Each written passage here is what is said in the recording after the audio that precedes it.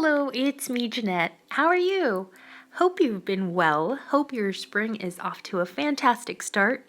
In today's video, this is going to be a short one. Basically, what I'm going to do is share how to stamp with Crayola markers. So a few videos ago, I will have this one linked below, I shared how to watercolor with Crayola markers, which as you know are super affordable and you can find them pretty much anywhere at a grocery store, at Target, online on Amazon, and there's a great variety of colors. And what I did in that video, I shared how to watercolor, so if you want you can take a look at that.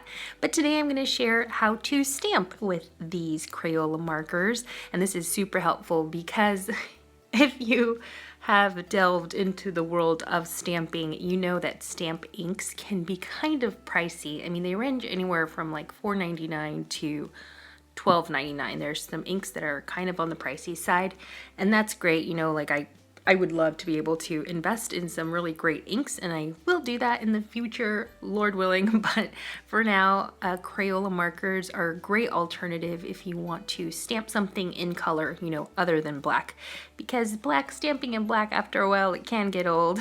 But with Crayola markers, you have a wide range of colors to work with and make your projects all pretty. As you can see, all I'm doing is just removing the cap from the markers and coloring my stamp on the raised areas.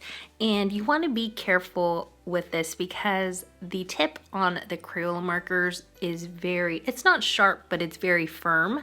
And so you don't want to like accidentally stretch your stamps, which can happen, or you might tear them if they're not the best quality stamps. So just be careful as you are coloring your stamp with these markers.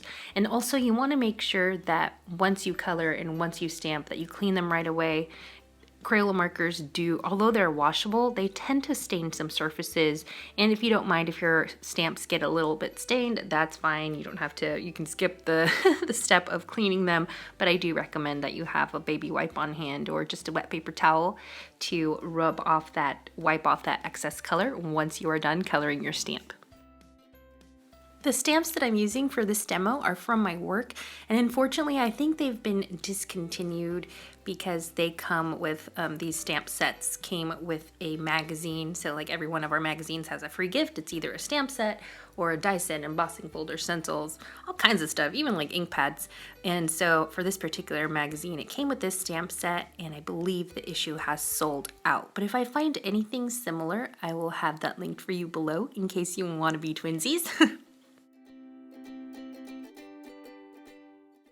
The great thing about stamping with Crayolas is that you can color your stamp in different colors if you'd like.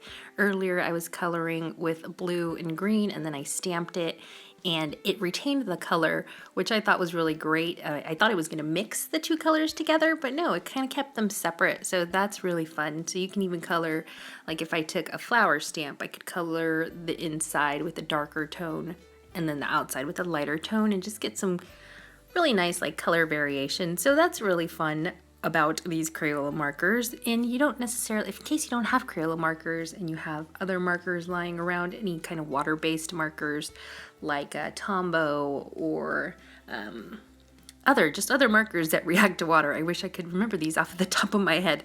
Then you can definitely use those for stamping.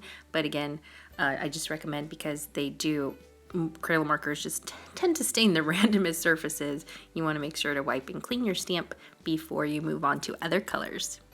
Now, because Crayolas do react to water, you want to make sure that you don't get any type of water on your surface that you've stamped, especially if you don't want it to smudge. But I'm just taking a water brush to demonstrate that these do smear out in case you want to do some cool like watercolor effects on top of your stamping. You can do that as well, but they're just really fun to work with. And if you have some stamps and if you have some Crayolas at home, just try it out. I really think you're going to enjoy it.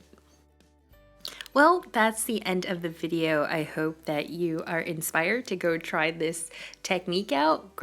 Dig out some Crayola markers from your stash, or maybe your kids have Crayola markers and you can go practice some colorful stamping with those. As always, thank you so very much for watching, and I will see you all real soon. Bye!